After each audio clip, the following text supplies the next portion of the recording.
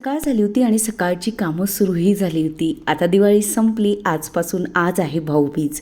तर आज मी माझ्या नॉर्मल मोडवरती आलेली होती की चला पटपट आवरून घेऊया, नॉर्मली कपडे घालूया आणि सगळं घर आता रुटीनवरती आणूया.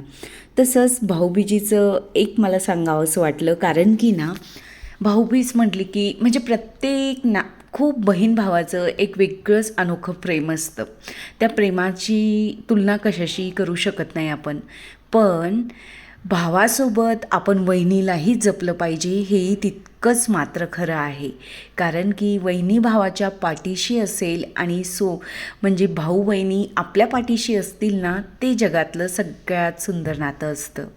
आपण नाती नेहमी चांगलं जपण्याचा प्रयत्न केला ना, तर आपल्या आईवडिलांनंतर आपले भाऊ बहिणीही आपली आईवडिलांप्रमाणेच काळजी घेतात.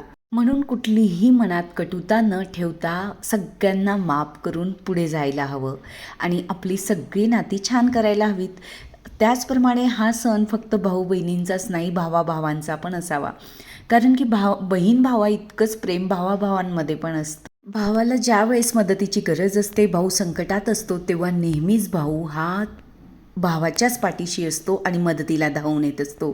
अशा सगळ्या बहीण भावांना माझ्याकडून भाऊबीजेच्या खूप साऱ्या शुभेच्छा. चला मग ही भाऊबीज आनंदाची बनवूया. सगळ्यांमधले उणे दुणे न काढता छान अगदी मनाने स्वीकारूया सगळं.